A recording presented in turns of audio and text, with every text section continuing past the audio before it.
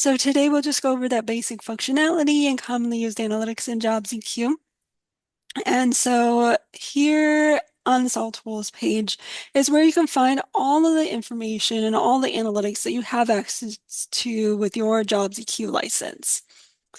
And all of the data within JobsEQ are grouped into different sections or different analytics, and these analytics are grouped into different sections on this All Tools page.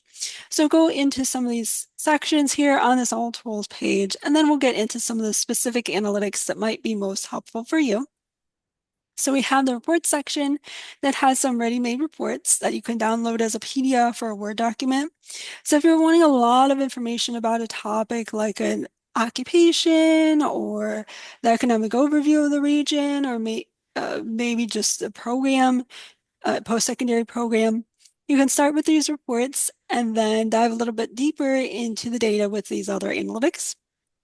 We also have the demographics section, which has some different demographic information like age, gender, race, ethnicity. The industry section has data for industries within your region, and then also the occupation section has analytics for occupations within your region, including the occupation employment and wages and demand for these different occupations. And then the education section has some different post-secondary data, uh, post-secondary institution information, and then also skill information too.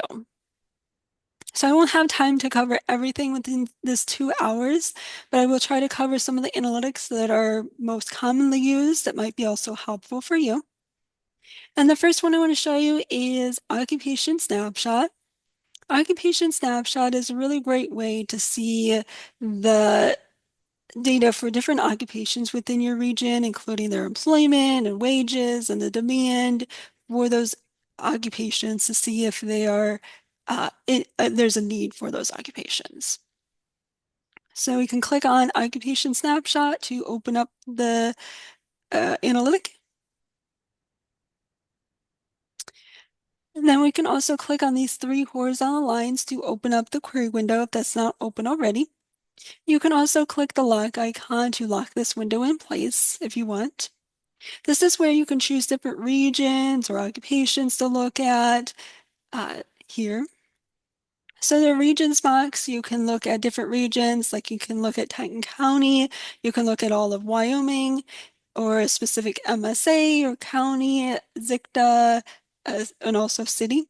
You can Can I ask also, you? Oh, sorry, go. Go go ahead. ahead. I think you were gonna go there, so go ahead.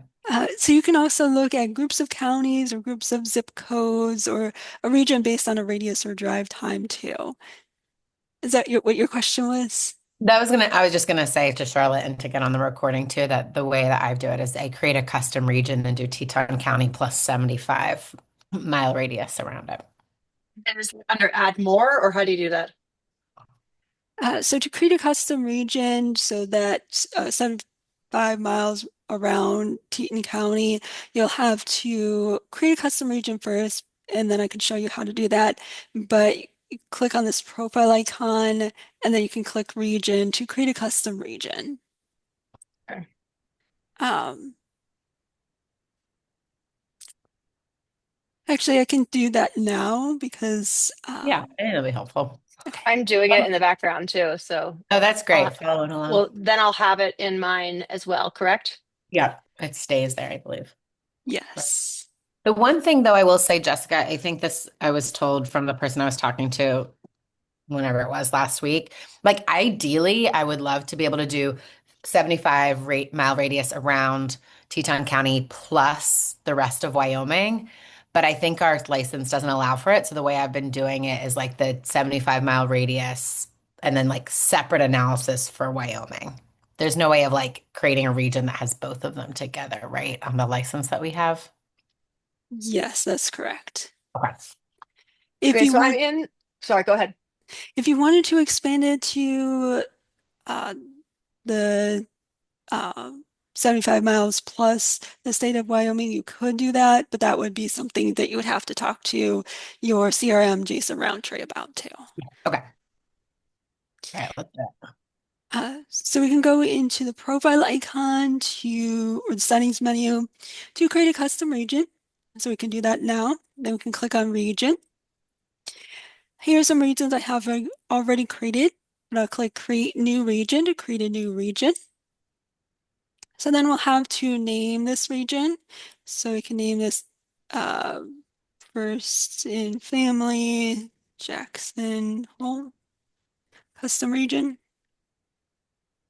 You can also share this region with other people on your JobsEQ license by clicking on this Hmm. share this region box. So you can create a custom region and then save it, and then your team members would just have to type in the name of that custom region into an analytic to be able to use it too. And then it would And so, automatically populate. Yes, so in an Cool. analytic like occupation snapshot or some of these other analytics, Yeah. you can just type in that name and they don't have to create it. and what's the next step from here? Because I can't hit save and I can't determine the, I can't, what's the next step, I guess? Yeah, so just highlight this section up here. The Mm-hmm. custom region status is set on draft mode until you click save and then it'll change to ready. The Mm-hmm. region resolution is the building blocks for your custom region. So if you wanted to create a custom region based on counties, you can use the county region resolution, Mm-hmm. or you can also change this region resolution to ZICTA. ZICTA stands for zip code tabulation area and similar to zip codes. So you can create a custom region based on zip codes or ZICTAs as well. But I'll go back to county for this. Then to create the custom region, you can use these 6 options here on the left-hand side of the map. And that's where you would have to create a custom region before you can save it. And, Mm. the, and there are different options for creating custom regions. One option is just by selecting them by clicking on them. So you can click on a few different counties here. That's Idaho. So you can click on a few different counties here to add them to the map. So if I save my custom region, the custom region will consist of these 2 counties or this entire shaded region. And if we only have Teton County plus 75 and Park County, only the very corner of Park County is included in that 75-mile radius, do we get just the part that's within our radius, or does this We sort of? have we have all of Wyoming too. We I do. believe. Okay, sorry. Okay. So you can choose all of Wyoming, but some counties down here Got it. that you may not be able to choose. Yeah. But if it hits the 75, Why would we not get the counties in the bottom of Wyoming? if it's not part of the 75 miles around Teton County, which it doesn't look like it No, is. no, we do though. I've done the analysis with all of Wyoming, and we were told by the other by when we purchased this that we have all of Wyoming too. So you can select the state of Wyoming, but if you select, I believe if you select, you would not be able to Oh, select we all can't do other. it. We can't add it in a custom region. Yeah, yeah, yeah. Okay, but we Got it. can do the analysis using Wyoming. Yeah, got it. Um, But for the custom region, I guess to Charlotte's point, you can click on things on counties, even if they're slightly above the 75-mile radius. Hmm. Part of it is in the 75-mile radius. Is that right? yeah, so if it's Okay. 75 miles around, within that 75 miles around it, you get the entire county too. Okay, cool. Or you can just do the radius button, right? Yes, you can also do the radius too. And I can show you that in a minute. Mhm. Another option is just to type them in. So if you know the regions you want to include, you can type them in. So you can type in Teton County to add that to your custom region. But like you mentioned, you can also use this radius option. So this radius option lets you create a region based on a radius around a central point. So you can do 75 miles if you like, and then enter an address or latitude and longitude, or just click a point on the map. So if you wanted to look at, uh, for example, 75 miles around a specific address, you can enter that address here. If you wanted, you could also type in Teton County. Wyoming, and click run, and it will give you the 75 miles around that central point of Teton County. This is a little bit smaller than your region that you have access to Hmm. because you have 75 miles around the county's borders. Um, Oh, interesting. Okay. but this is one way to approximate the value, the area that you have access to. Got it. So you can get all the counties that it's touching as well. So it does include, okay, cool. If you Oh, wanted to, you could also, rather than using just one point for that central point, you could create a custom region by this radius around that around the borders of the county. mm. So here Oh you can do gosh. Yeah. Cool. 75 miles around it, and then you can keep clicking on the border. Oh, whoa. Oh, I like that. Oh, that it maps. Yeah, we get more of it in there. We Okay, don't cool. quite get Salt Lake. We're so close. Where's Salt? Let's say, It's oh like yeah, like it's Twin Falls. just outside. Yeah, And no. so I can save this one. So you can just do one circle if you like, or you can do multiple circles to approximate the region that you have access to. And if you don't have access to a specific region, once you click save, it'll tell you that that was removed from your custom region. Got it. So I will save this one. I will rename this. Yeah.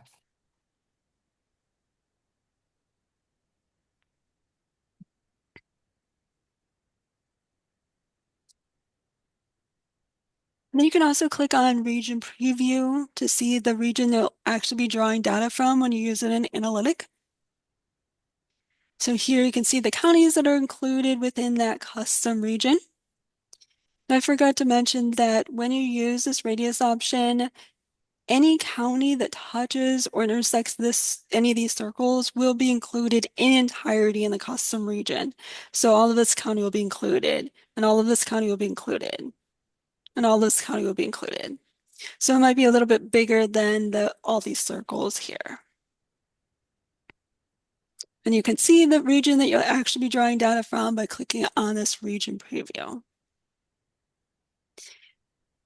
If you wanted to get more granular, you could also use the ZICTA option. So now any ZICTA that touches or intersects any of these circles will be included in entirety in the custom region. But there is also an option to create a region based on a drive time. So if you'd like to see the demand for different occupations within a drive time, is if you're the students that you're working with, if they are looking at drive times instead of a radius, that is also an option. So I will go to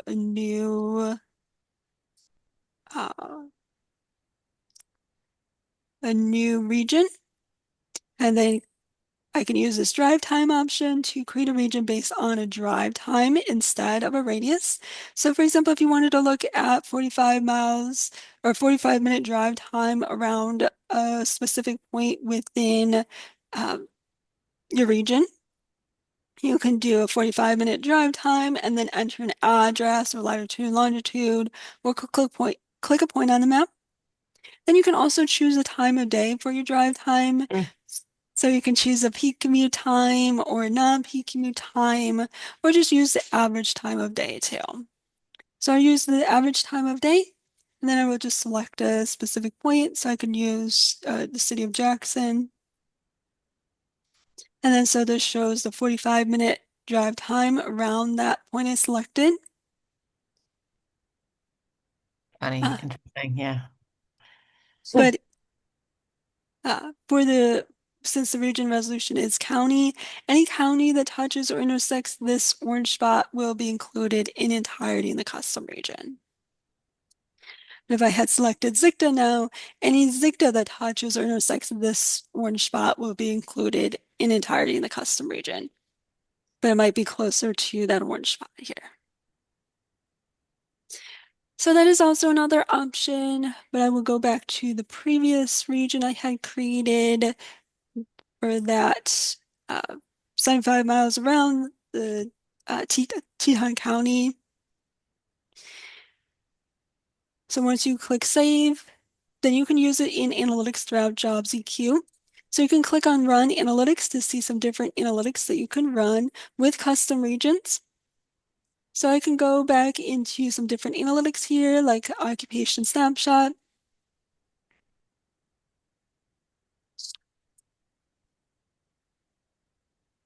Then to use a region, you just have to type it in.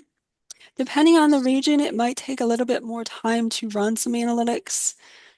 Uh, so larger regions might take longer or might time out. But you can just type in the name of your custom region to use it in an analytic. You can also find custom regions here by clicking on these three dots on the left-hand side or on the right-hand side.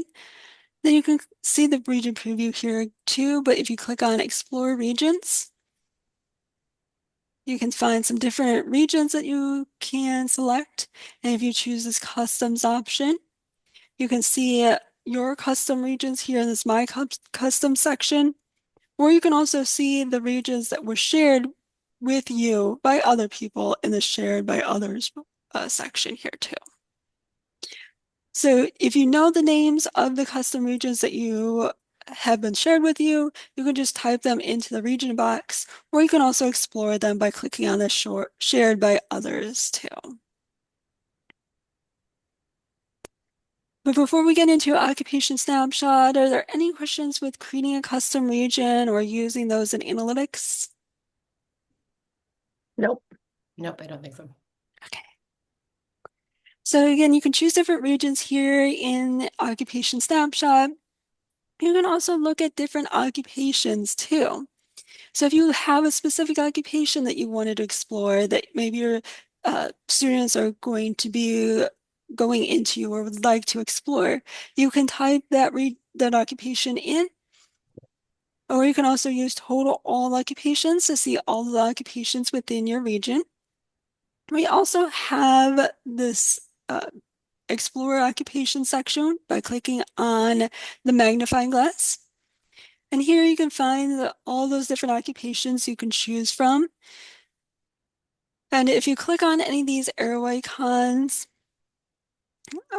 so for example, if you're looking at those healthcare support occupations, for example, if you click on this arrow icon, you can see this occupation group further broken down so you can get as specific as you'd like here. We also have these occupation clusters, which are pre-built occupation groups already pre-built within JobsEQ. And these occupation groups, there are several different kinds here. There's some CT clusters or career technical education clusters if you'd like to look at any of those. We also have these BLS groups. So for example, if we're looking at the associate's degree BLS group, those are occupations that have a typical entry-level education as an associate's degree. So if you'd like to see more about those occupations that have that typical entry-level education as an associate's degree, you can use this associate's degree BLS group. Or you can also choose other BLS groups for other education levels. We also have clusters for remote, frequently remote, occasionally remote, or rarely remote. Then also white collar, blue collar, and service occupations as well. So there's So, a, oh, sorry. Can I go ask a ahead. question? So for like things that are remote, it's still things that are based in this area but are remote, meaning like people could have these jobs outside of the area, or does that include like remote jobs that might be, let's say, based in Boston, but a student in Wyoming could do? So for these groups, these are just occupations that could be, for example, occasionally done In remote. general, it could be like in theory a remote type, like a computer scientist or whatever it might be. Yes, exactly. Okay, I see. So that doesn't necessarily mean that it is remote within your region is just those occupations that could theoretically be done occasionally remote or rarely remote, like you said. Mhm. Um, so is there a specific occupation or occupation group we wanted to explore? Can we just do all of that? Can we keep all? Oh, actually, Charlotte, I'll let you jump in. What do you want? Do you want to pick a Well, I couple? was saying in the context of what we're doing, we're really looking at CTE and associate's Yeah. degrees. I'd be kind of curious about the associate degree entry level options. Yep. Yeah, Hold on. so we can choose total occupations if you like, but we can choose that associate's degree BLS group. Yeah, let's do that. That's awesome.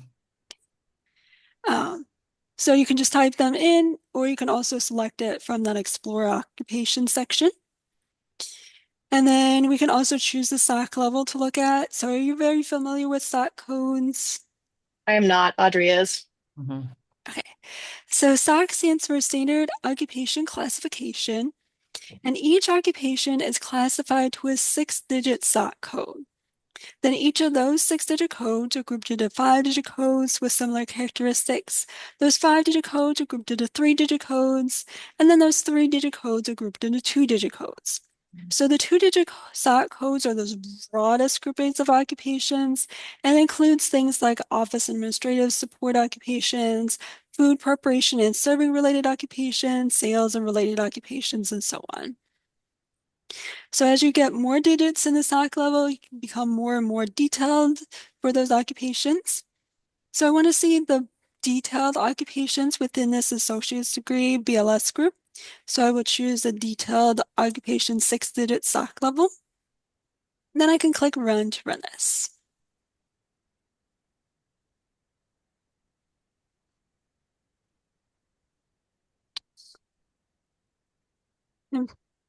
And so here within occupation snapshot, now we have the occupations that have a typical entry-level education as an associate's degree.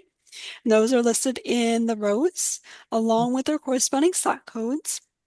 Then we can see a lot of information about these occupations, including the current employment or wages, historical data, and then also forecast data here too.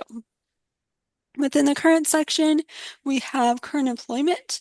So within that 75-mile region, there are 636 dental hygienists working within that region, Hmm.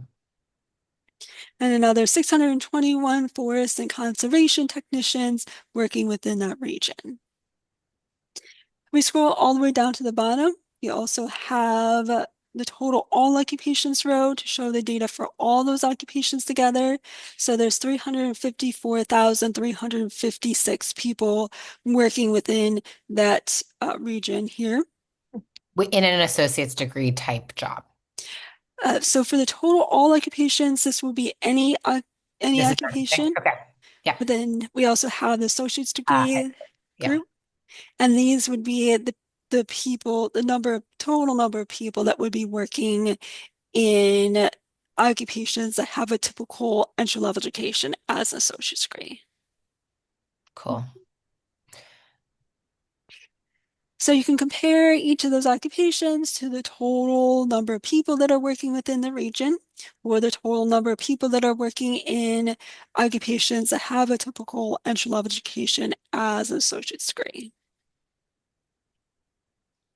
Then we can also see some more information about these occupations, including the wages for these occupations with this next column.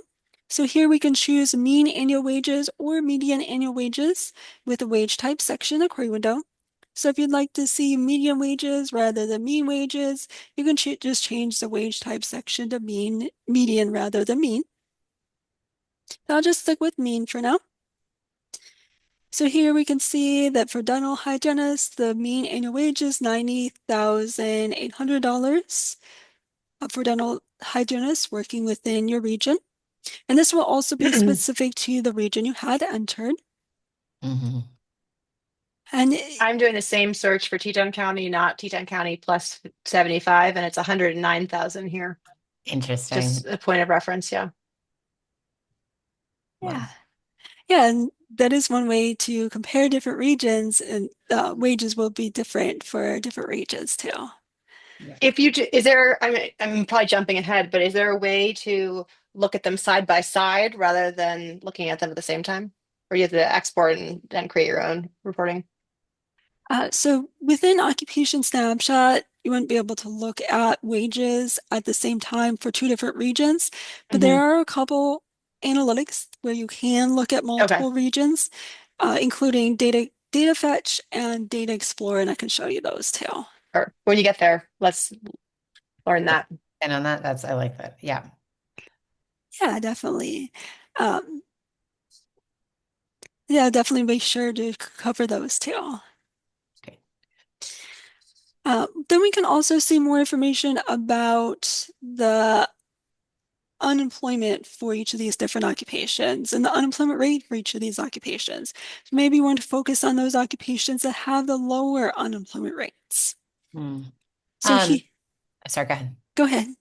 I was gonna say I would love to. I think LQ is really interesting as well, and I think Charlotte might be interested in that as well if you're able to talk about that. But I don't. I'm happy to circle back as well. Yeah, so I can go over LQ. So LQ stands for location quotient, and that's a way to measure the occupation's employment concentration in the region compared to the national average. So Mm. when So when the LQ is greater than 1, that means your region has a higher concentration of these occupations than the national average. So higher LQs just means your region specializes in those areas. So if we're looking at forest and conservation technicians, the LQ is 8.66, which is much higher than 1.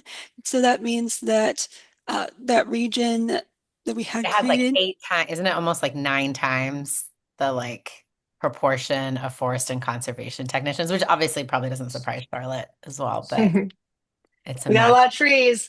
Yeah. You Yeah. notice we don't have a lot of roads and we don't have a lot of people. Trees, many. It's interesting. I'm searching again just by Teton County, and there's only two, four, six, seven areas in which we are above one, which is Hmm. sort of interesting. That is Yeah. interesting. I'm curious what this would be. Yeah. Yeah, and exactly like you said, is 8.66 times the national average for the specific occupation. Mhm. 8.66, is that what you said? Yes. So Okay. mhm, Is for there the a way to specific rank region. it? Like, could you click on LQ and then it orders it by LQ? Yeah, so for any of these columns, if you click on it, you can sort Okay. it from highest to lowest or lowest to highest. So you can quickly see which occupations have the higher LQ, which a lot of these probably don't surprise you with being forest and conservation technicians, agricultural Hmm. technicians, food science technicians have the larger LQs. Yeah. And then, so for example, like if I want to take those top seven and then I want to sort them by mean annual wages, do I need to create a group for that, or is it what's the easiest way without sorting the whole list? Yeah, so if you wanted to sort it by two different columns, Mhm. you would have to create a custom region or custom occupation group and then use that to sort it too. So So if you click the little check boxes, then it says create group up above. What is that the group or is that different? yeah, so that is how you can create a custom occupation group on the fly. Okay. So if you click on, for example, these 7 occupation checkboxes here and then click create group, we can create a custom occupation group on the fly. So then we'll have to name this group ILQ. And then we can also share this with other people on your JobsEQ license if you'd like with the share box. But I'll click save to save this. And so this is also just an associate's degree occupations that have a typical entry-level education as an associate's degree. Hmm. Uh, but I can go back into occupation snapshot.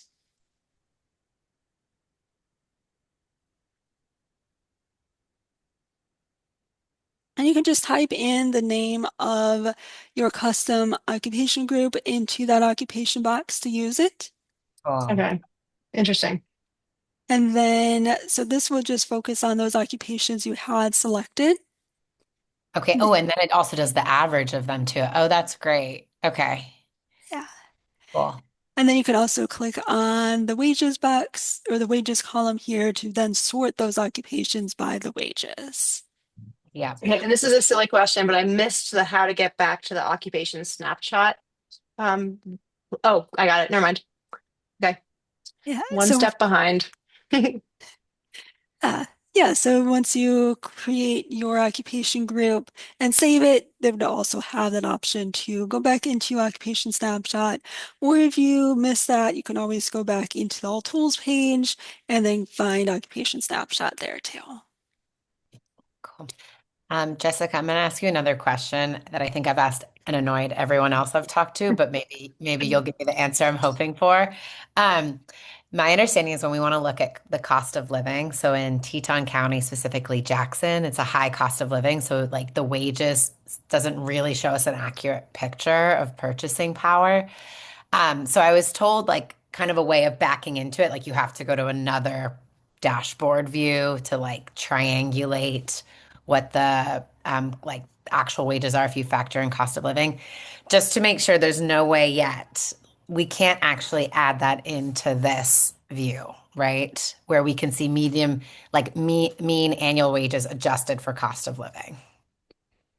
Within occupation snapshot, you wouldn't be able to, but in data fetch, you have that option to create a table very similar to this and then add the cost of living adjusted wages too. Oh, cool. Okay. And I can show you Add that. that. Yeah, let's add that to the list of, okay, data Yeah. fetch that we're going to look at. Cool.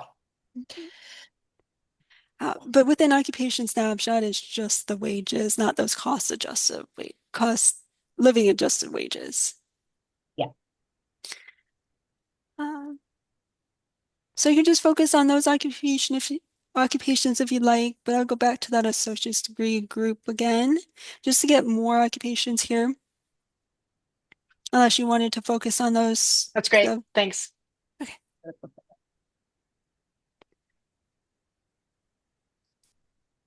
Medical sonographers, that's up there. That's what one of my students is trying to Mhm. do. Yeah. Awesome. Yeah. Um, So also here within occupation snapshot, we have the unemployed number of people that are unemployed in each of these occupations, as well as the unemployment rates. So for a dental hygienist, for example, there's 5 unemployed dental hygienists working or living within this region. And then the unemployment rate is 0.7%, which is lower than that for forest and conservation technicians that has an unemployment rate of 2.4%. And you can also compare that to the region as a whole by scrolling down to the total all occupations row just to be able to compare that unemployment rate for each of these occupations compared to the region as a whole. It's interesting. So the total unemployment rate, I mean, low overall, anyways, like Hmm. incredibly low, but the overall unemployment rate is still higher than in roles requiring an associate's degree. Is that what I'm saying? Is that right? Okay. Yes. Cool. And with numbers this small, should we be wary about making too many assumptions? Like when there's one in the state and they're maybe going to leave, that's not really the best advice for us to give to students. Mm. Yeah, Do you ever work with people who are working with numbers that are this small? sometimes there's people Hmm. who are working with numbers this small, Hmm. um, but yeah, it is something that you have to be wary of um, if those numbers are smaller too. Hmm. So like, yeah, you're saying Charlotte, like on the demand side, like where, or Hmm. yeah, 3% growth, they need one. yeah, yeah. Yeah. We might want to keep something like we can noodle on that for ourselves. Like we Hmm. only report on it if it's like more than 5 or more than 10 or like, Hmm. or when we increase it to also include the rest of Wyoming or something, it'll be good. Hmm. Yeah, I think it's a good question. Yeah. So also here within Occupation Snapshot, we have the number of online job ads that were active in the Yeah. last 30 days for each of these occupations. So that can be helpful for looking at the current demand for these occupations within your region. So if we're looking at dental hygienists, there's 16 online job ads that were active in the last 30 days for this occupation for your region. And if we click on this blue number, we can actually see those job titles and those job postings. So here we see the job titles, the employers of those job postings, the locations of those job postings, when it was posted, and if it is still active on the website, when it was removed from the website, and then any wages that were pulled from the job postings too. Mhm. And then if you click on any of these blue titles, you can actually see that job description. And then you can click View Original to view the original job ad if you'd like. So this is one good way to see what employers are hiring, or what employers might be interested in your students if they go into these occupations. Mhm. But then we can also see that historical change to see if they have been a growing occupation or declining occupation within the past within your region. So here, if we're looking at dental hygienists, the employment has increased by 75 workers over the last 5 years. And right now, this is a 5-year history, but you can change the number of years you view with the historical years section in the query window.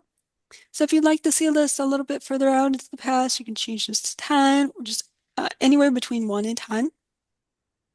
But I'll just keep this with 5 now. So you can see that total employment change as well as the historical annual percentage change. So if we're looking at dental hygienists, that has been a growing occupation. It has grown an average of 2.5% annually over the last 5 years. And also radiological technologists and technicians is also a fast-growing occupation in the past.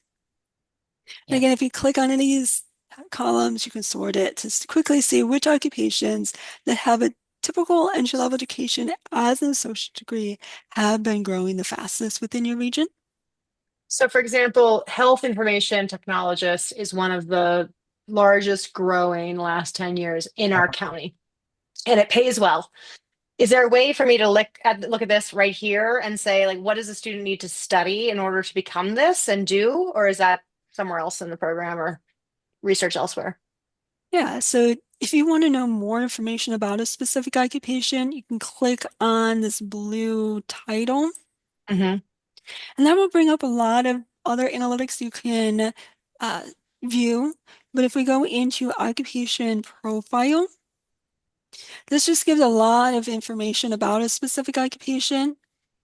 So here within occupation profile, you can see a definition of this occupation to, if you're not really sure what that is. And then we can also see the typical entry-level education and work experience and typical on-the-job training needed for this occupation, as well as educational attainment for people who work in this occupation.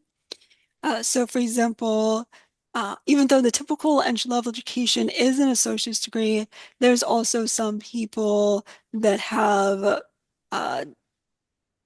for example, uh, some college no degree, which should be a certificate level, that are working in this occupation. So in this case, And 10. and quite a few with a master's or bachelor's degree. Is Mm. that worrisome?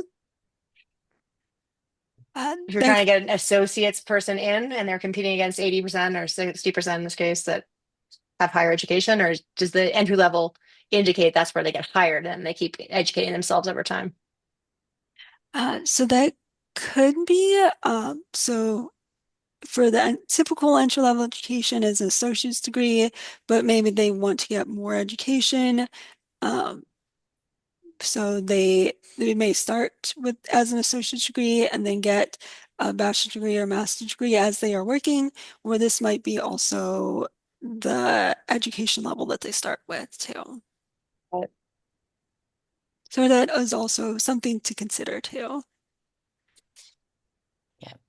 And if we scroll down, we also have this regional post-secondary programs section here. mm, That's really cool. Okay. That's under training, under the same occupation profile. Okay. Yeah. Yes. So here we can see the programs that are linked, post-secondary programs that are linked to this occupation, along with schools within your region that are conferring awards for those programs. Hmm. Yeah. Cool. So if students are wanting to get the higher education, you can see what programs they might want to go into and what schools they may want to go to. And then we also have the wages tab here within occupation profile, and you can see more information about the wages, including mean, entry level, and experience level wages, and then wages by industry. So for health information technologists and medical registrars, working in the general medical and surgical hospitals, they make an average annual wage of $67,700. But if they worked in the office of physicians industry, they might make a little bit less at $61,700. Hmm. Uh, and for any of these, if you'd like to share this with students that you're working with, you can also export this to Excel, Word, or PDF, and you can just share this with those students that you're working with. So this is a good way just to see an overview of a specific occupation. But any questions before we move on for the occupation profile? No, I don't think so. And here within this pop-up window, if you click on those blue titles, you can also go quickly jump to other analytics and to see more information about this occupation. But I did want to highlight this forecast section within Occupation Snapshot before we move on from Occupation Snapshot.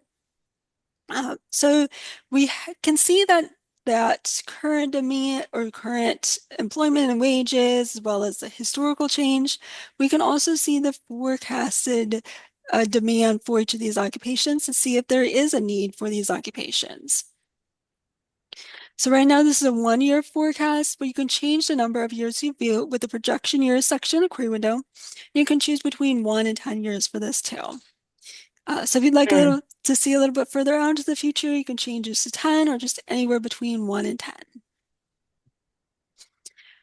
But I'll just keep this with 1 for now.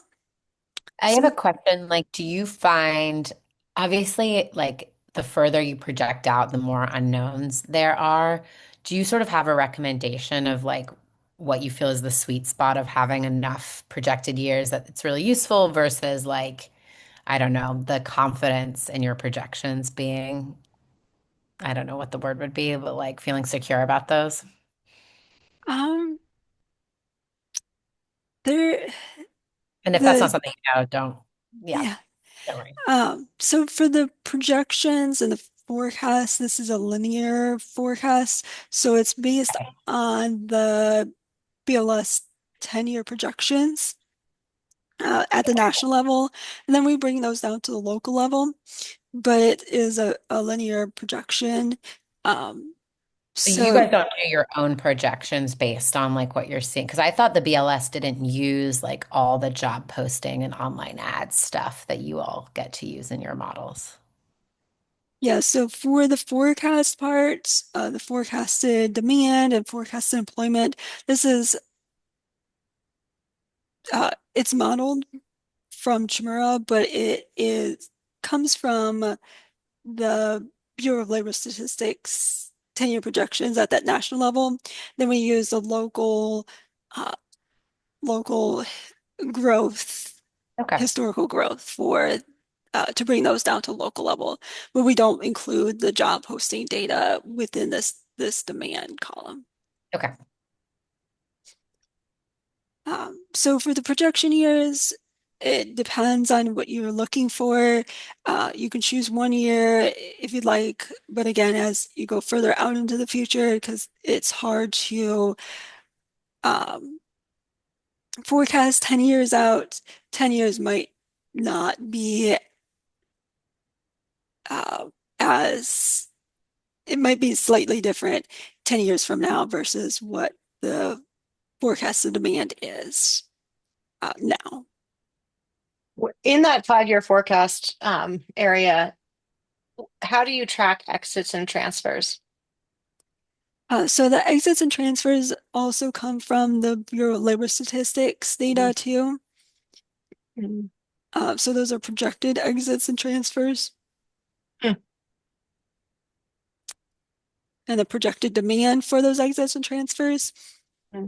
So if we change this to 5 years for the projection years, we can see the total demand, and that is the total forecasted number of workers that are forecast to be needed in each of these occupations.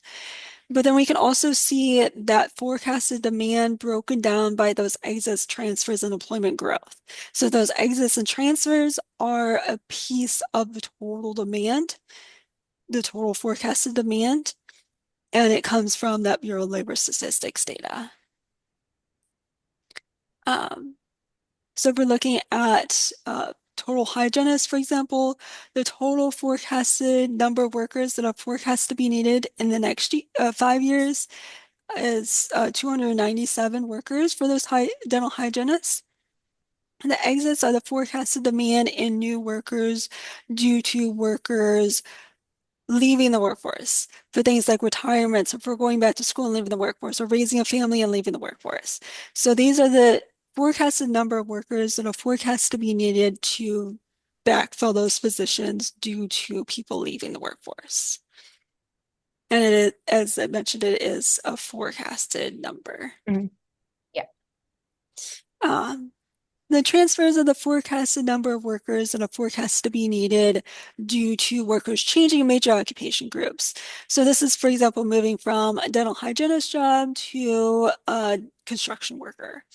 There are very large occupation changes, and these would be the number of workers that are forecast to be needed just due to those transfers and needing to backfill those positions.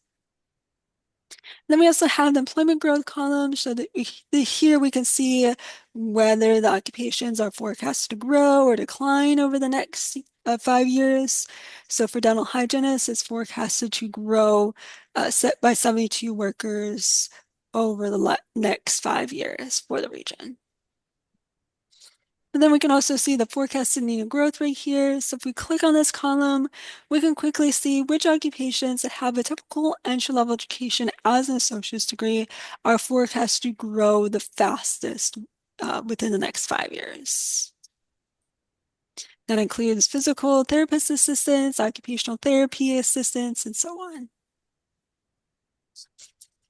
The vet, Charlotte, the vet is interesting if that's the third largest one that's growing and there's only one program that offers that. That's something that's sticking out to me. I'm just, yeah, thinking about right now. But the vet, they make very little money, so it's not That's really, also true. So then it's like, okay, is that actually something? Yeah, that's true. yeah. These are just Hmm. great point. Uh, uh, yeah, definitely. That is something that is interesting. You make more at Target. Yeah, yeah. Mm. That's making me think of something, Charlotte. I'll write that down for our notes. Okay. Just so you know, it's 50,000 if you work at Target here, Yeah, Oh, wow. starting salary. yeah. Is that for manager? That's like employee. That's Just for yeah, that's for stock and shelves. yeah. It, it may be Wow. 48,000 officially, I but think close to. Hmm. mhm. Yeah, that is interesting to be able to compare those wages for different occupations compared to Target too. Mm. I'm now looking at the high school diploma in the background and trying to compare that to this, and it's interesting too. Mm. Then you can also export this if you like. So if you'd like to compare that associate's degree to the high school groups, you can export to this if you like, or share this with other people. So you can export this to Excel, Word, PDF, or an image. And then I know we went through a lot of different terms here. So if you have questions with what any of these terms mean, you can also click on this question mark icon to see some resources that are available. And here we have a video tutorial for the analytic, and it will be specific to the analytic you're in. Then we also have this help documentation section, which will also be specific to the analytic you're in. And if we click on this help documentation section, this will take us to the help page for occupation snapshot. And here you can find a description of the analytic. We also have this technical notes section here, so you can see the sources of the data within the analytic. And then we also have definitions of each of these columns here too. So if you forget what any of these definitions are, you can always check out this help page, which you can find by clicking on this question mark icon and then help documentation. Or you can also use the live chat to ask an economist or mathematician in Chamorro a question to quickly get an answer to your question too. I just want to like say on the record, Jessica, I have never had a more helpful live chat in my entire life to get like data related questions answered within like 10 seconds. That's like not a bot, a real human, and walking me through it is just unreal. It's such a like value add of this program, I think. That's really good to hear too. So our live chat team is really good and quick, definitely quickly help you get an answer to your question. But that is really good here too. Yeah. And even when I did one out of hours, like someone randomly still emailed me the answer I was looking for like right away. So I don't know. Do you guys work like 24 hours or something? It's really impressive. No, we don't. But like you said, the live chat is 8 a.m. to 6 p.m. Eastern time. So if it's after 4 p.m., might be outside those hours. But we'll get back to you the next business day or when somebody sees Yeah. the chat. Yeah. But yeah, we don't work 24 hours. Um, but any questions with occupation snapshot? No, I think this is great.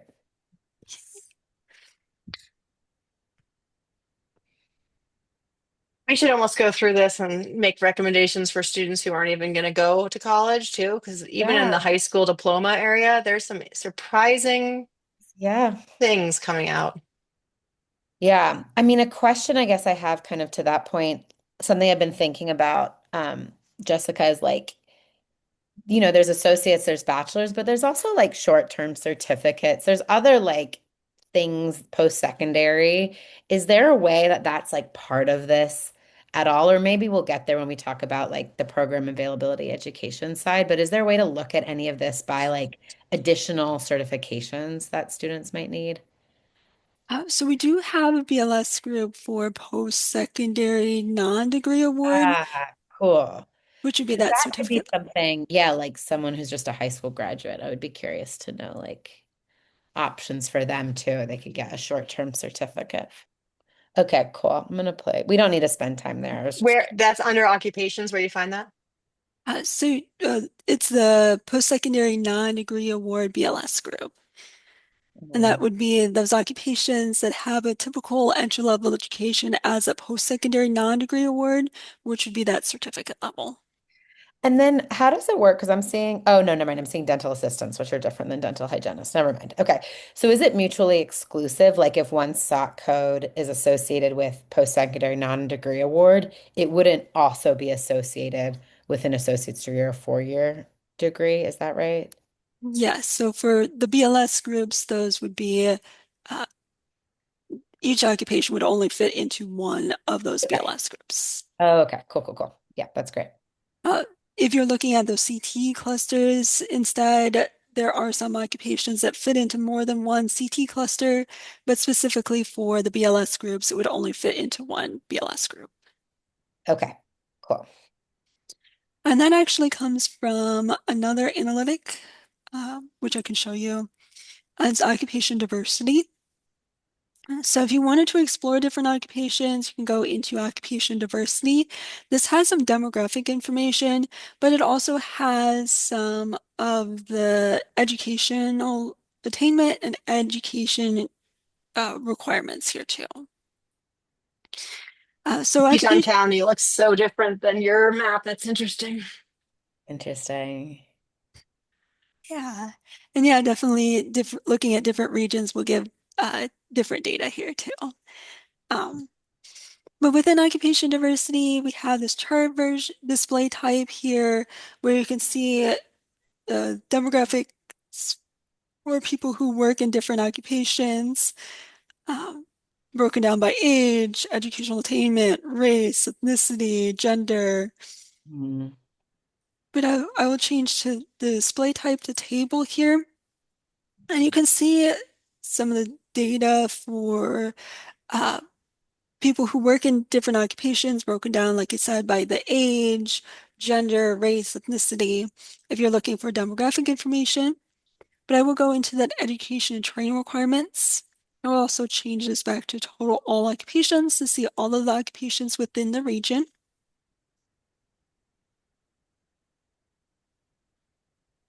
And here you can see that education and training requirements for every occupation um, in the total all occupations group.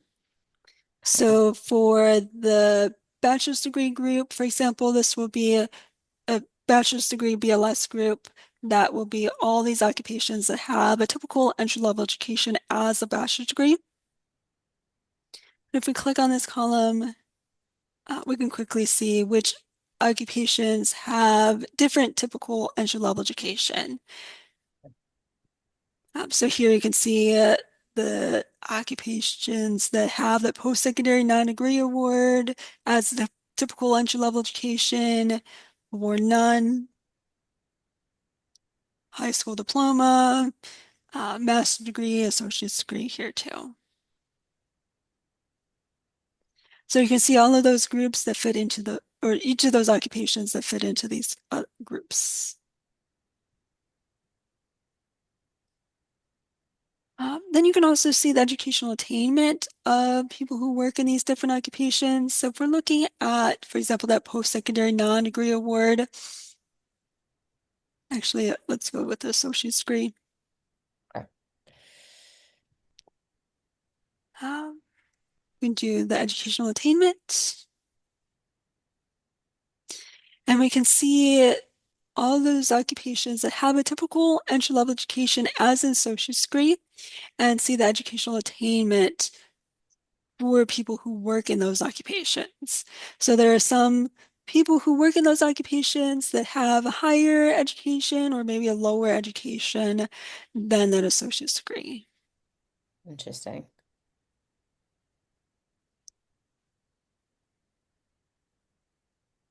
So you can see that educational attainment and typical entry-level education requirements for different occupations.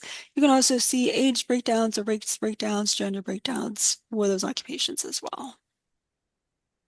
How do you define moderate versus long-term on the job training? So that comes from the Bureau of Labor Statistics data too. Mhm. Okay. Uh, but if you Wait, where do click you on, see that, Charlotte? I was running it and it was the final column in mine because I was sorting by Teton County Oh, and bachelor's degree. I switched to bachelor's just to see, and then all right. education requirement, and it gave the final column. Cool. I see.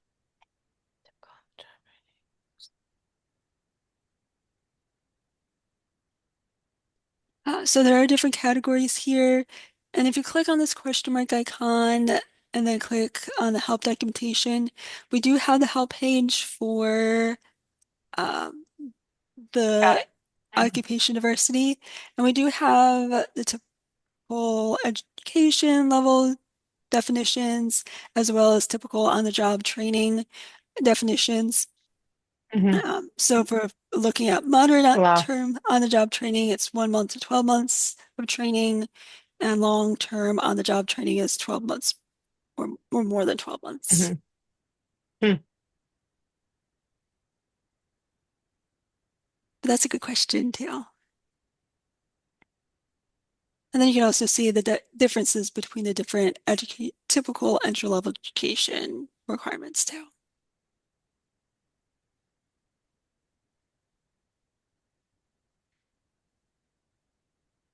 But any other questions with occupation diversity? Most of our students, but not all, are born in the US, but That's about Latino students. And I'm curious, the Wyoming is not a very diverse state overall. And so is there a way to use that information in this search or not? I haven't been able to figure out how to use it effectively. Um, you can look at ethnicity. So if you do Wyoming, you can look at ethnicity. So non-Hispanic Latino versus Hispanic or Latino for different occupations. To see the number of people that work in different occupations broken down by the ethnicity. Mhm.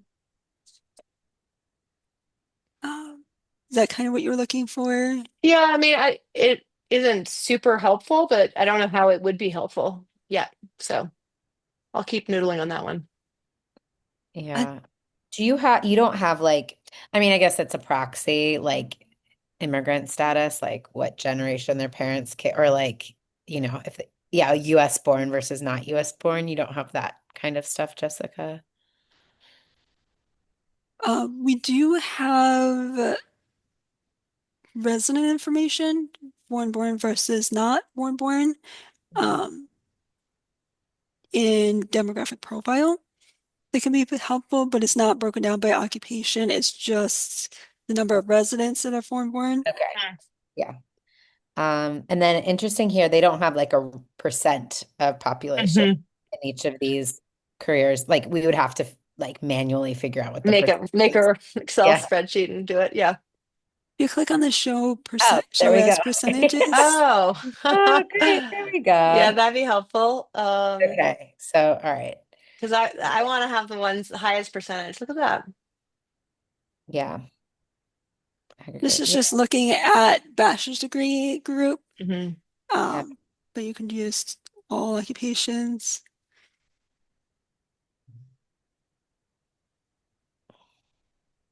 to see which occupations have the higher Hispanic or Latino um, Mm, ethnicity. yeah. This is interesting. Yeah. Growth, annual wages, unemployment rate.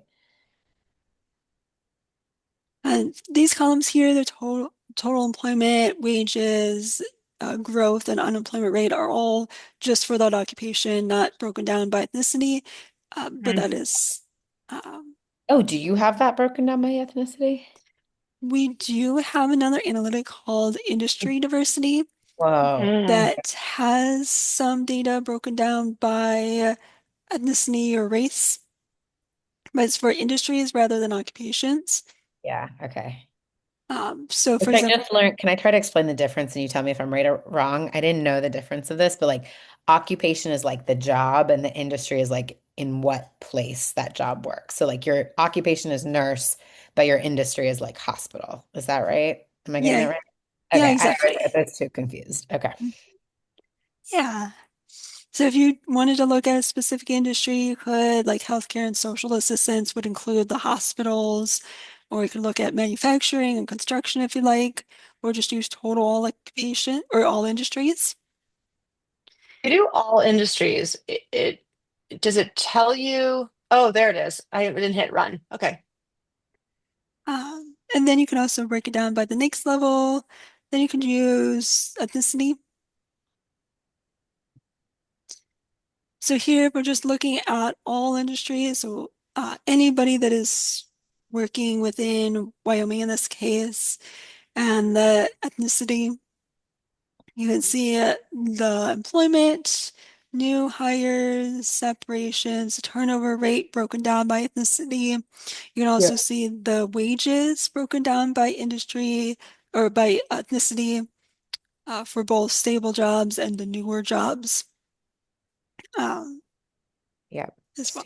So, so I think I'm searching for the same thing that you are. Oh no. The um Interesting.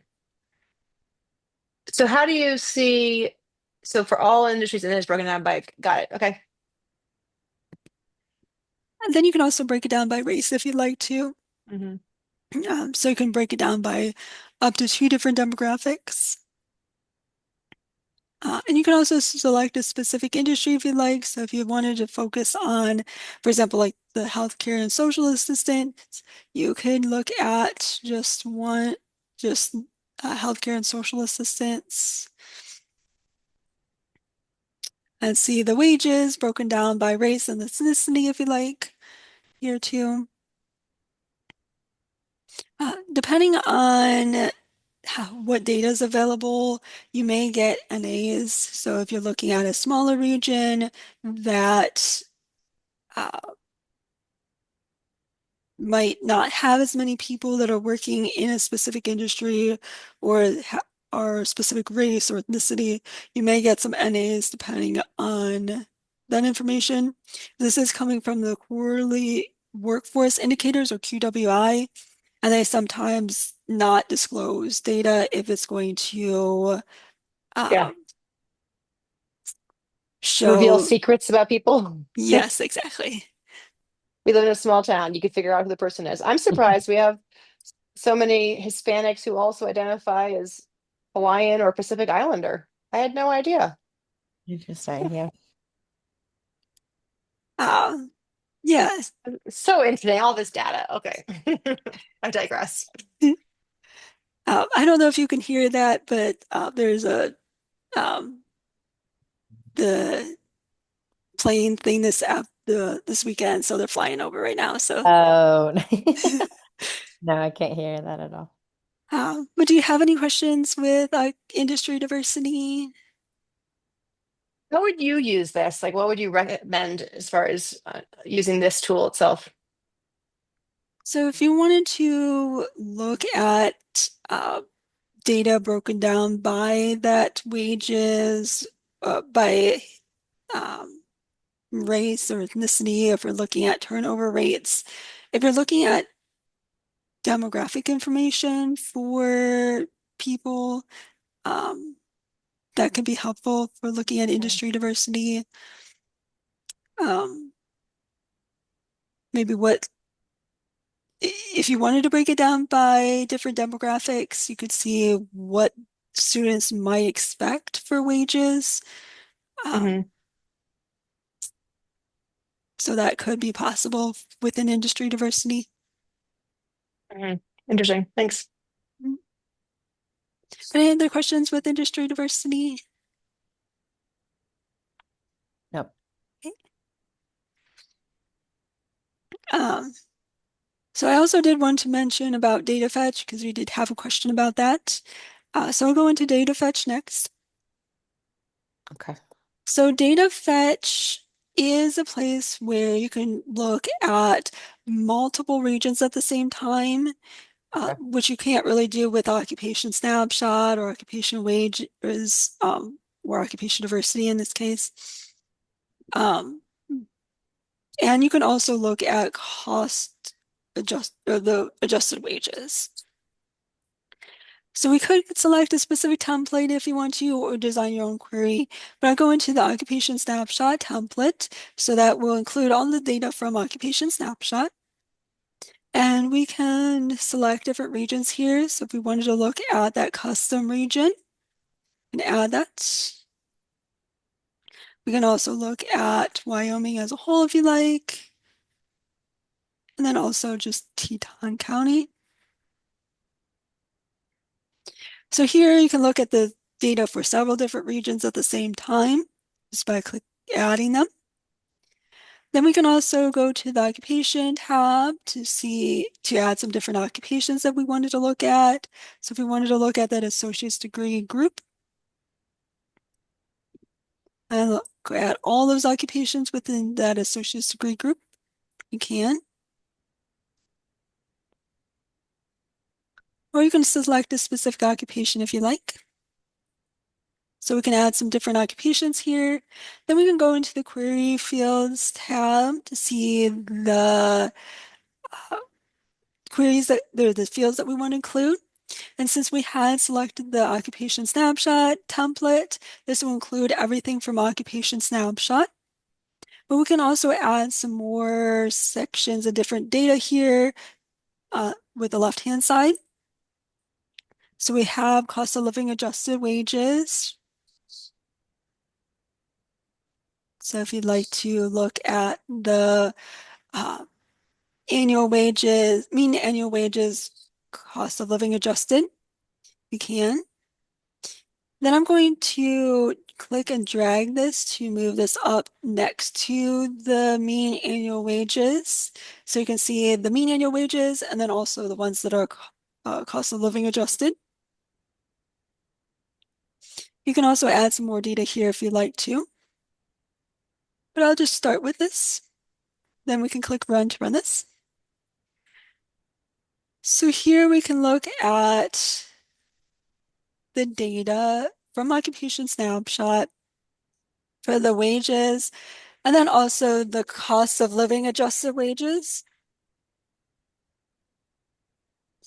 And this is specific for, in this case, Teton County, but if we keep scrolling, you can start to see Wyoming County here, or Wyoming here, and then also the the custom region we had created too.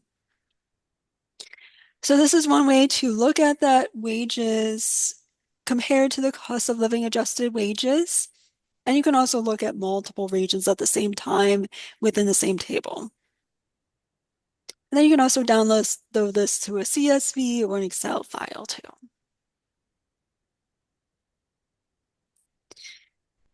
So data fetch is a good way to see that information and see multiple regions at the same time, along with Data Explorer too.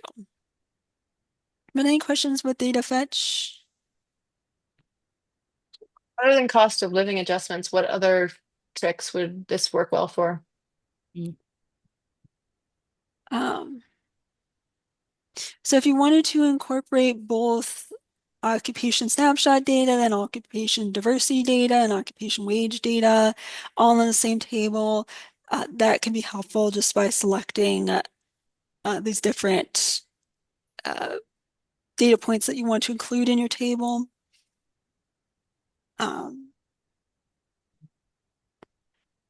and you can also look at multiple regions, which you can't with the occupation snapshot.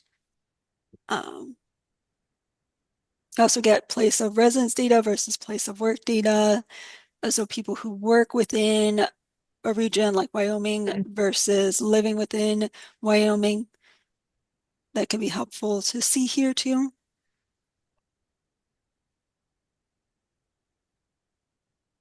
But especially looking at multiple regions and being able to see some different data points like the cost of living adjusted wages. So, for example, the one you just said is probably relevant here because a lot of our workforce do not live in our county. They live in the neighboring counties. Um, will you show me where that one was? I was slightly distracted when you were saying it. Yeah, so here in data fetch, this query field section have employment. You can see it by Place of place work. of work Okay, or place of got it. residence. Okay. And I just saved the one that I was working on, but where does it go once it's saved? I was sort of thinking it would show up on this little dashboard. Good question. So once you save it on the main data fetch page here, you have My Queries. So that should show up here within the My Queries part. I must not have saved it properly. Try again. You may have to refresh the page for it to show up Okay. too. Uh,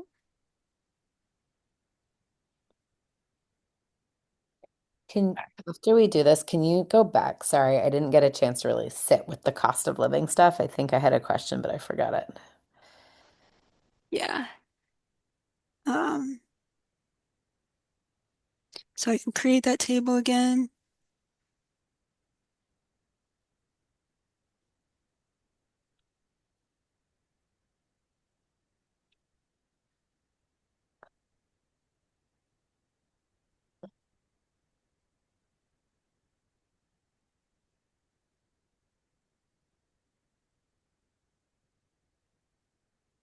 Yeah, so did you have a question with the cost of living adjusted wages? Here we go. So if we had this query, okay, so if we were comparing this with different region, it would be medium cost of living adjusted wages based on that region, correct? Yes. Okay. But the regions would be listed underneath region name. It wouldn't be like a separate column. Is that right? So we can't really like side by side compare it. Within data fetch, you wouldn't be able to side by side compare it, but Data Explorer would let you compare side by side. Okay, and we'll talk about Data Explorer in a little bit. Mhm. Okay, Yeah, this is great. Exit. Okay, I see.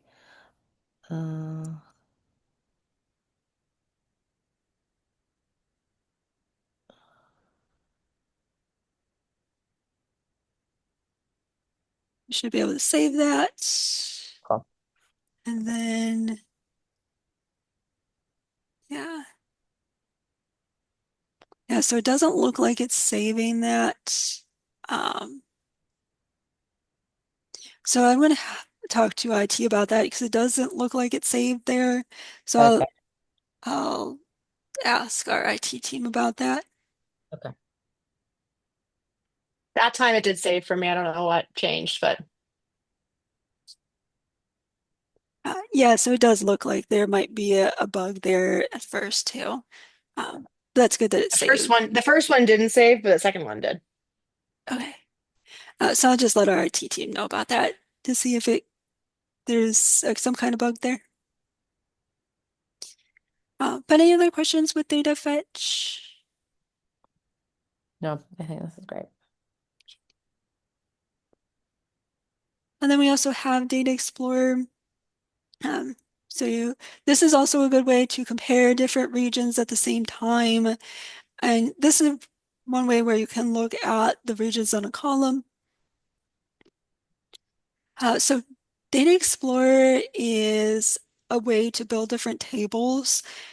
Uh, and right at first, it could be a little bit challenging to create these different tables. So if you click on the question mark icon, we do have 3 video tutorials for Data Explorer to help you get started with Data Explorer. We can also use live chat to have somebody help you create that table too. But within Data Explorer, there are different data sets here. So if we look at the occupation data set, we can see occupation data. And then if we wanted to look at different regions, we can click the plus next to the region dimension to add that to the table. And we can select different regions here. So we can look at Teton County if you'd like. We can also compare that to Wyoming. We can also compare it to that custom region we had created. So we can continue to add some different regions here if you'd like to compare them. We can also look at different occupations if we'd like with occupation dimension. So if we click on the plus next to the occupation dimension, we can add that to the table too. And we can add different occupations or occupation groups. We can also break this down a little bit more. So if we wanted to look at all occupations within this associate's degree group, we can enter associate's degree and then use this arrow icon to select all those 6-digit occupations within the associate's degree BLS group.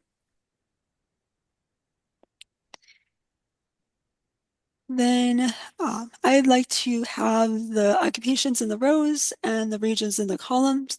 So I'm going to swap the rows and columns. Then we can add some values here. So if you'd like to look at wages, this won't include the cost of living adjusted wages. It's just the wages. Um, but we can add some different wages here and compare these three regions at the same time. If I accidentally shut out of this building tool, is there a way to get back to it? It seems like refresh doesn't work, going back doesn't work. Um, so Yeah, like mine just shows rows, columns, and values, and I can't add or change anything. Oh, do you do that by the right-hand corner? There we yeah, go. so Never it mind. looks like Sorry. Yeah. yeah, yeah. So if you click on this three lines here, that will open up the Mm, query window. great. So you can create different tables here. Depending on what's in the tables, you can also graph that information with these graphs on the top. So you have a pie chart, a bar chart, a column chart in this case. So you can see that information graphically too. Or you can also just export the table here and uh, be able to create your own charts and tables too.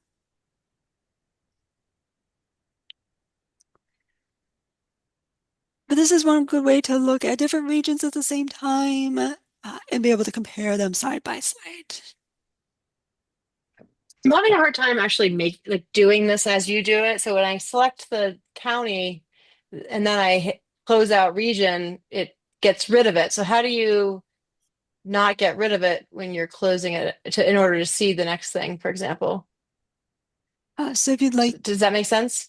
um, so if you click the plus next to Yep. region, And then I close out that box so I can see the next thing. It then clears it. Is there?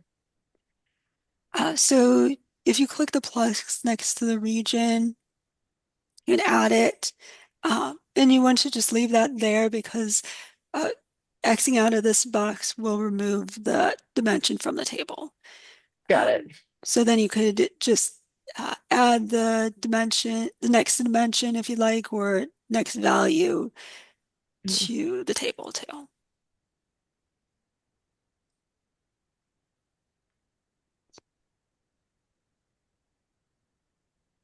But any questions with Data Explorer?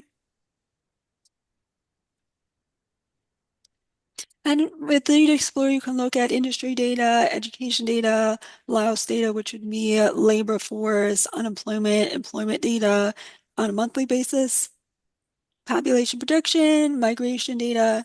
You can also look at place of work versus place of residence Mm, data here in occupation okay. data set too.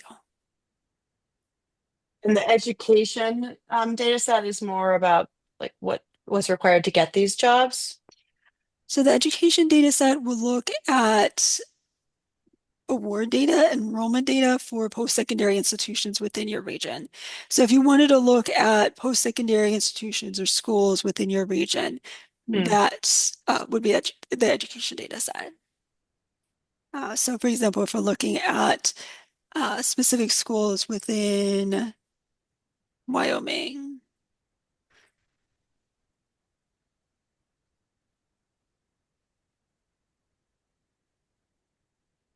or if you had a specific school that you wanted to look at and see the programs or the enrollment data for those schools, that's one way to look at that. So, for example, if I wanted to look at Teton County and see what number of students are earning bachelor's degrees from our county, is that something I could do here? Um, it would be if there's any post-secondary institutions within your county, Got it. Okay. which I don't believe there is any We have a that are. community Well, there college. is, there is, but it's not, the issue is that it's not, it's under the same NCS code as like something that's based in a different part of the state. Yeah, so if it's based in a different state, like the main campus is in a, or a different county, Or yeah, not then it will be included in that county versus But Teton County. so we have there's a Central Wyoming College Jackson campus, but the main campus is in Riverton, and Riverton is more than 3 hours away. So I imagine it's more than 75 miles. So will we not have that data even though they have a campus here? No, we do because we have all Wyoming data. So the thing Oh, I showed today earlier was using this education data got explorer. it. Okay, cool. Yeah. Yeah, so if you wanted to look up a single county outside of that 75 miles, you wouldn't be able to look out up that single county. But Got since it. you have all of Wyoming, you can search for the state of Wyoming to see that data too. Okay, great. But here you can see the awards, so the number of um, awards or degrees that were conferred by those schools, as well as enrollment for a specific occupation or a specific program too. It's so funny. Like the enrollment is so much bigger. I guess we know that because like 50% of people don't finish who start a post-secondary, but it is really interesting to just see side by side the awards versus enrollment. Of course, enrollment is like over multiple years too, but Hmm. um yeah. Yeah, definitely. That it is interesting. Um, but any other questions with Data Explorer? Let me think. I'm trying to think because this is I'm guessing the answer is no, but is there a way to like rank them or see like their proximity to Teton County? Like a lot of these regions and schools, like just to get a sense of where they are in relation to like our area of interest. Um, Like there isn't a some view or something like that. there isn't a way to do that here, but we do have maps where you can map those schools too. Hmm. And like Uh, hover over it and like see what programs and stuff like that. you wouldn't be able to hover over them to see those programs, but uh, you could use a couple different queries using maps and then also the word data to see that. Cool. We don't have to go into that now if that's really specific, but I can play around with that as well. Yeah, so using maps and the words analytic can be helpful for seeing the schools that are close to Teton County, and then also using the words to look at those programs that they have within those schools. And there's no way to do like residents, like I guess like it's for students who reside in Teton County, but maybe I guess maybe this isn't as big of a deal.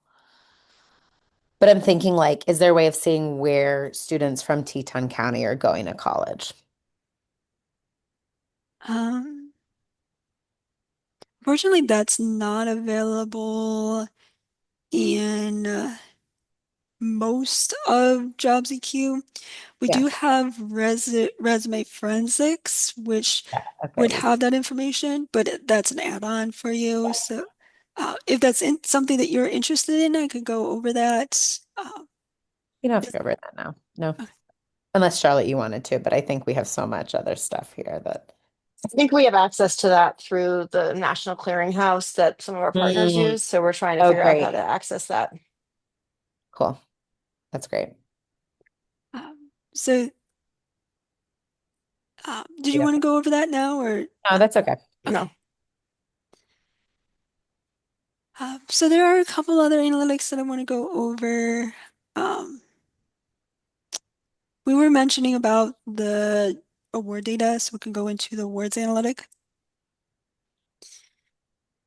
So here for Teton County, there isn't any schools that are located within Teton County that are shown in the National Center for Education Statistics data. Uh, so for those campuses, uh, they're main they're based on the main campus. And I can expand this to Wyoming, for example, or you can use the custom region too. But if I go into the programs by school, we can select a specific school here, um, like uh, Laramie County Community College, if we wanted to look at that specific school, and you have students who may want to go to that school, and then you can see the programs here for those for that school. So what that post-secondary school, the degrees that are and the words that are conferring for that school. Then if we click on any of these arrow icons, we can also see the some career pathways from the specific program that they have to some different occupations that those students could go into.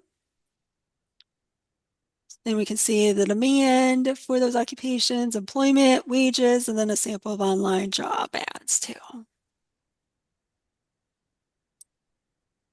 So that's one good way to look at what the programs that are in a specific school. So you're saying like kind of instead of looking by school, you're looking by program in this view? So for the queries type as programs by school, you're looking by school. Oh, you are looking by, okay, sorry. Yeah, yeah,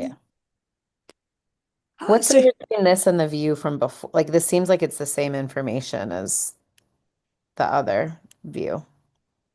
the programs by occupation, No, sorry. The thing that we were looking at before, I forget what that one was called. The uh, tool we Data Explorer. Data Explorer. Yeah. So that would be the same information, but within Data Explorer, you can also find historical data too. Uh-huh. It's just presented in a slightly different way. So you can look at multiple schools in Data Explorer. Uh, So when would we use this over Data Explorer? the words analytic might be a little bit easier to use Got it. than trying to build a table from in Data Explorer. Um, Okay, cool. and then also for the words analytic, we do have these arrow icons that where you can see those career pathways. Okay, yeah, that's different than what the Data Explorer would show, right? Yes. Okay. Uh, yeah, and Data Explorer would include that demand for those occupations or the employment for those occupations in the same view as the word data. Okay. But those would be the same data between Data Explorer and the Words Analytic. And then we also have the school list by program here. So if you wanted to look at a specific program, so maybe a student wanted to go into um, the licensed practical, licensed vocational nurse. Can I ask one question before you get there? Um, I have it set just for Central Wyoming College, which is our local school.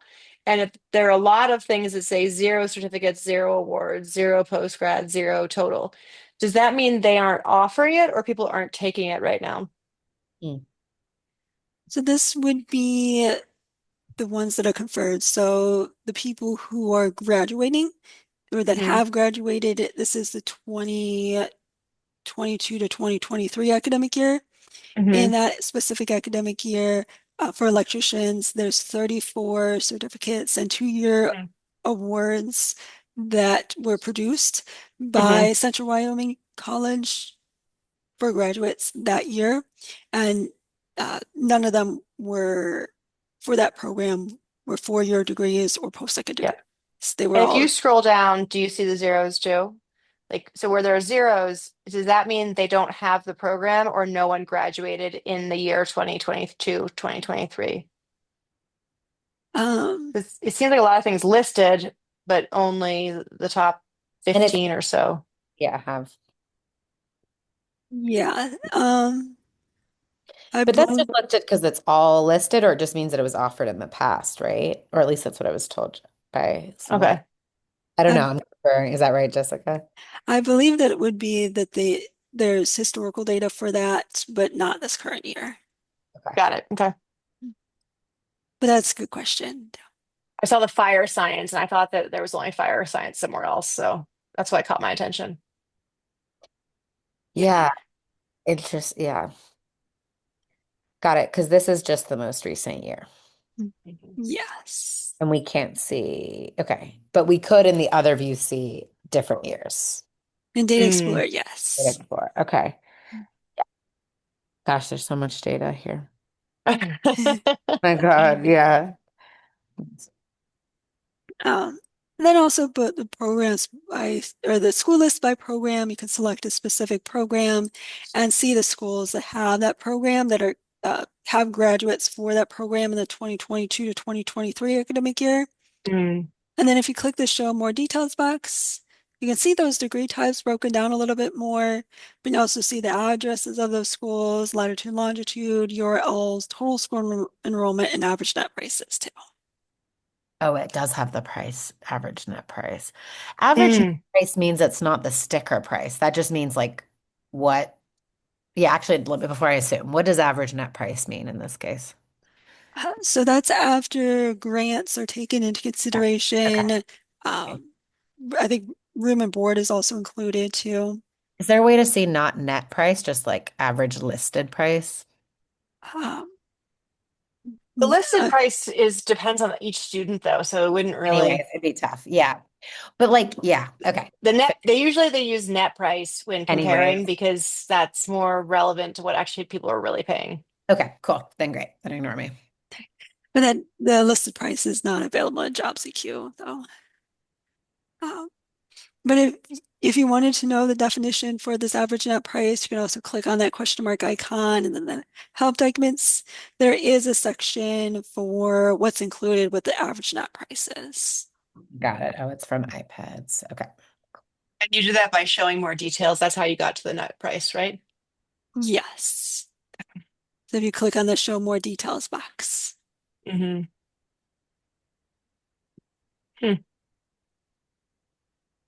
One of the things we were talking about earlier is miles from, like, can you have it show how many miles it is from home or no? So unfortunately, that's not available, Hmm. Okay. but you could probably do a Google map for that too if you'd like. Totally.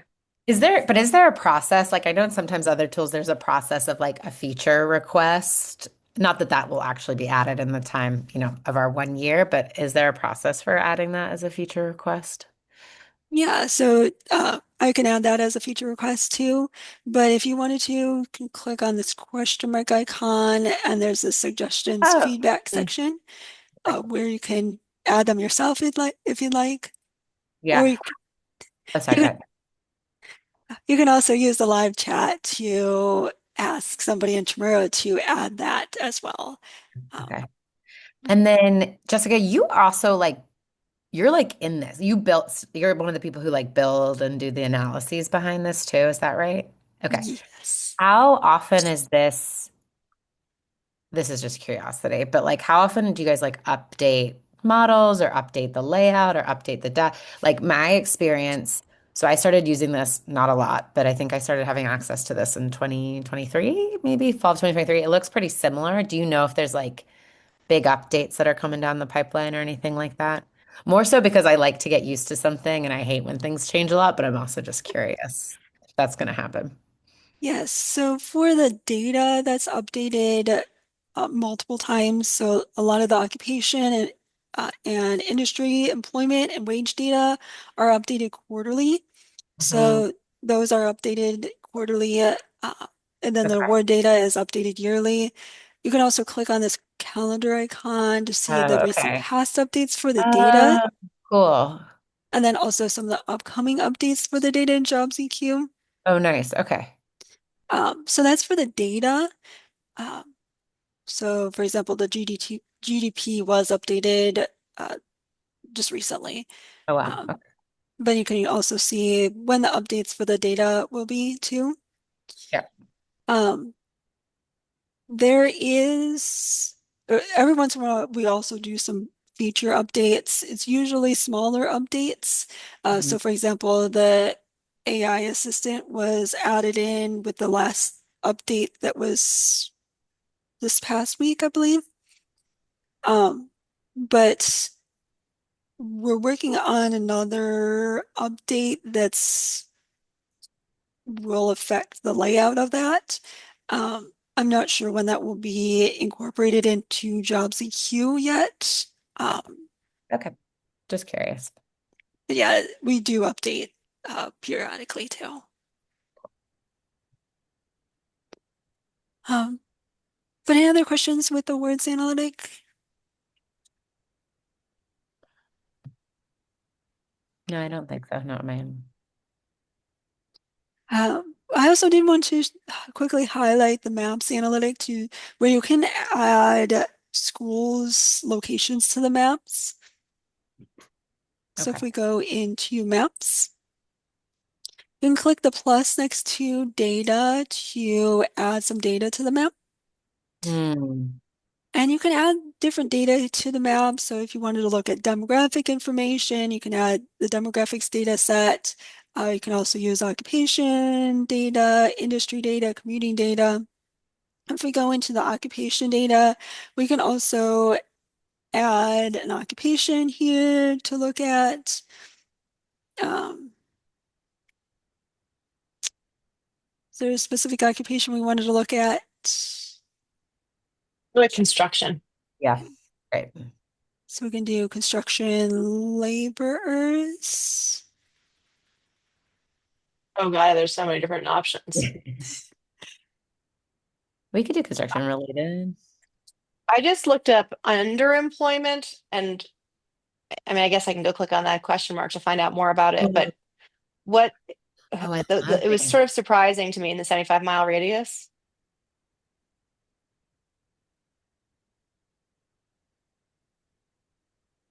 Yeah, so for underemployment, Cool. these are people who have a bachelor's degree or higher, but are working in occupations that don't typically require a bachelor's degree. That's Yep. fascinating. Tom, that really checks out. Yeah. 61%. Holy That's smokes. wow. And yeah, wow. I think that points to the importance of this Yep. CT. I'm going to add this to our meeting. Yeah, this is super interesting. Uh, And um, I was one of those underemployed initially when I moved here, so I get it, but it's sort of frightening. Well, especially because underemployment rates are so much larger for first gen students Yeah, too. exactly. So you were going to show us how to add the schools, though, and I got off track because that's what I do really well. How do you add the schools?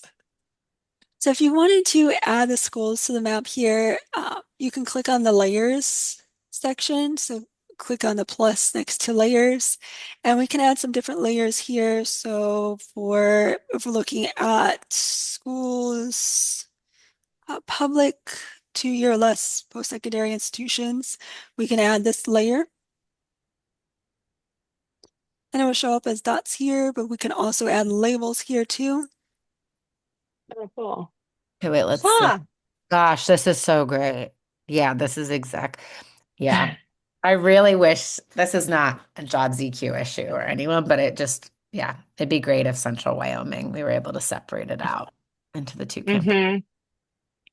I can add that as a feature Yes. request too. It's their issue, not your issue. Yeah, it's truly not, but it is. But I don't know. There's other schools that have like satellite campuses, especially in rural areas where I feel like that does make a big difference. Yeah, Yeah, so I can definitely add that to see it that would as a be feature awesome. request, That'd be really great. Yeah, to see if we could possibly split those off in the future too. yeah, that'd be so great. Um, but you can Well, also add some other data here too, like the occupation data or um, commuting data here too. and we can only see all these red dots because you have like full access, but for us, we would only be able to see the red dots in like this region, right? I'm seeing red dots everywhere on my map. Oh, okay, cool. Hmm. And and then you can change, can you change the color or just the opacity of the dots? Yeah, if you click on the blue or the dot here, you can change the color. So just click and drag to different colors. You can also Sorry, Awesome. which blue dot do you click on initially?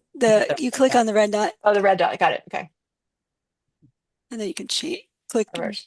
drag. Or you can add the numbers if you have a specific color you wanted to use. You can use those numbers. Hmm. Mm, that's great. But any other questions with maps? No, I appreciate you walking through this.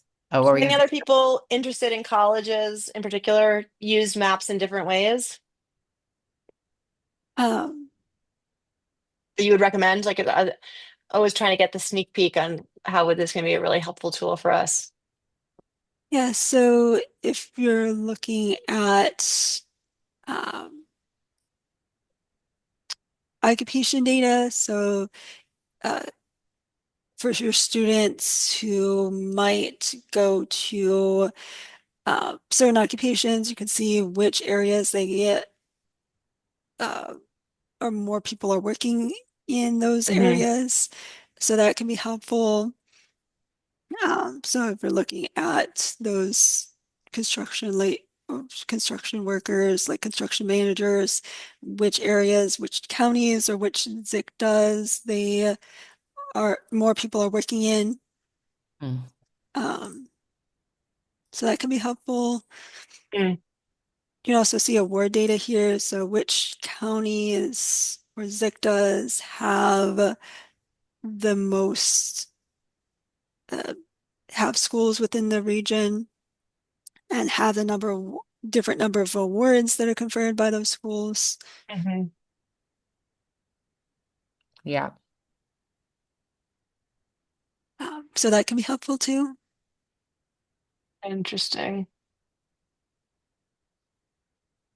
Oh, It would be cool if there was like a group of users who use like JobsEQ and could do like some like professional learning kind of sharing on how they're using this stuff. Just a thought, because I'd be curious about it too. Yeah. So do we you ever do. go to educational conferences, for example, the National Scholarship Providers Association? I feel like people would be so psyched to learn some of this, and then you might get a bunch of potential customers. Yeah.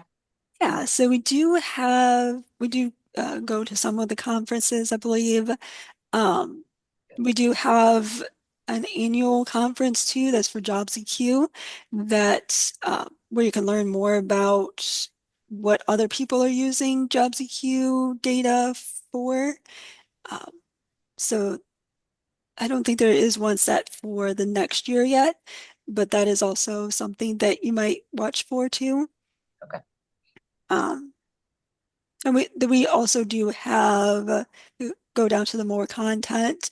We do have some webinars, past update or past webinars or future webinars for different ways that people use JobsEQ or uh, that might be helpful to see some different information Hmm. too. Yeah, wait, where did you? Okay. Webinar. Okay. So the more content from Chimera and then these webinars, you should also be able to get emails for those too. Okay. Cool. And then quickly, I just wanted to show you the reports because that's where you can find a lot of information at one time. So if we go into the occupation report, um, you can select a specific region here, and this will give you a lot of information about an occupation or an occupation group. So if we wanted to look at those associate's degree BLS group again, you can enter that occupation and also choose the wage type as mean or median, and then the PDF or Word document. You can also, on the left-hand side, select or deselect sections of the report you want to see or not see. You can also uh, add your logo or information to the cover sheet if you want to by clicking on that checkbox. And then you can click Edit Add Company Info to add that to JobsEQ too. Then we can click Run to run this. So this just gives a lot of information about an occupation or occupation group from several analytics in JobsEQ. And after you click Run, it will go to the Notification Center, which is this bell icon in the upper right corner. And depending on how much is in the queue in front of your report, it might take some time to run, but while you're waiting for it, you don't have to stay on that page. So you can go to other analytics. You can even log off if you want to, and it will still run in the background for you. And then once Did it's you ready, run a Perkins report, Audrey? Yes, but I haven't like dug into it. Is the Perkins the CTE? I, Yeah, yeah, yeah. I see one and I'm like, did I run this? I don't think I Oh, did. maybe that was what then. Oh, interesting. Does it show across users if we ran a report, Jessica? I I might have done it. I can't remember. When I first got on, I was Okay. like screwing around and not knowing what I was doing. it wouldn't show across users, Okay, so so that that's was Okay. Charlotte. yeah. Look at me. Yeah, she's already run all these reports. Yeah. Yeah. Um, and then these will be available here in this menu for a month. before it expires. Mm. Or you can click clear or click on the trash cans to remove those if you want. But then once it's ready to download, there'll be a red dot next to the bell icon, just letting you know it's ready to download. So like said, the Perkins 5 report is for CT clusters. So the industries and occupations that underpin the economy. Mm. Oh, Looks so like I just hit Perkins 5 report and it did it. Okay, there you go. That makes more sense. it looks like the Perkins 5 report was the first one that downloaded or that ran. So within the Perkins 5 report, we do have a, uh description of the report here, what's included with it. Where you can find the industries, the fastest growing industries within your region, along with the industries that are most in demand. Then also those specific industries or detailed industries, which ones within your region are forecasted to grow the most, and which ones are forecasted to decline the most. Then you can also look at it by career clusters, so those CT clusters, occupations, and see which of those CT clusters are forecasted to grow the fastest. Also have the most demand. And then also which occupations that support a living wage are forecasted to grow the most or decline the most. Mm. What's that one called? That I think is one of the most important parts. The Perkins, under detailed occupation projections. Is that where you find it? yes. Uh, Within this Perkins 5 report, you can find that in the detailed occupation projections section. Yeah. Okay. Cool. Perkins. Yeah.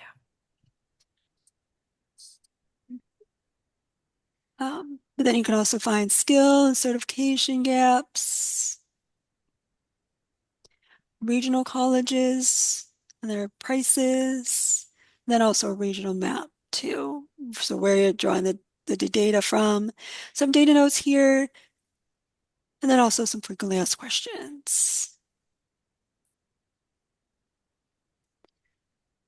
And then same thing with the occupation report that also has a lot of information for an occupation. So if you're looking for a lot of information about an occupation or an occupation group, that is one way to find that very quickly. So you can find uh, their occupation snapshot data, employment by industry, wages, demographic information for those occupations from occupation diversity, post-secondary programs linked to that occupation or occupation group, skill and certification gaps, occupation gaps. And then we also do have these light bulb icons to provide a little bit more information about each of these sections. Mm. Also some Yeah, maps. one quick question about the top skill and certification gaps. Mhm. Um, how do you define that? How do you come up with those? And I guess that's the number one question. Yeah, so we do. Are employers reporting this or? Mm. So we get job posting data and then Mm, also resume data from online LinkedIn online mm, profiles. mhm, So we then pull the skills and certifications from those job postings and from those online profiles mhm, and compare those skills that are listed in those job postings and the online profiles against each other to find those mhm, skill and certification gaps. hmm, So it is from if an employer is requesting it in a job posting, those could be coming from the employers, from the openings, and then for the candidates, that's people who listed in their online profiles from LinkedIn. mhm, hmm. Driver's license? I mean, people, get with the program. I guess there's a hard part about having a driver's license in Wyoming these days. It may not be an option. Then with driver's licenses, sometimes but especially with driver's licenses, candidates or people might not list it in their online profiles, Yeah. probably True. don't list it in their online profiles. So there could be some gaps there just because people don't list it in their LinkedIn profiles. Fair. But people in Wyoming are no longer allowed to use out-of-state licenses if they're undocumented. So we have a big problem with Mm. people able to drive. So it is a real concern here. Okay. Yeah. Uh, So that's something you could see there too. Yeah. And then you can also see geographic distributions here too, and the regional map data notes here too. Oh, interesting. Oh, So if you do want a lot of information at the same time, you can always check out these reports, or you can go into these other analytics to see the specific data here too. And I know I went through a lot of information in these 2 hours, so I do want to show you quickly the resources that are available. As a We do have a search bar up here, so if you wanted to search for something like wages, you type in wages, and it will give you some different analytics for wage data. So mhm. if you are looking for something specific, you can search for that. But like you said before, using the live chat to ask an economist or a mathematician intramural question, you can use that live chat and you can quickly get an answer to your question. And these are live people. Um, so you can get an answer quickly for that, or you can also use the question mark icon to see those video tutorials or those help documents too. So I know we went through a lot of information here. Do you have any other questions or anything else you wanted to go over today?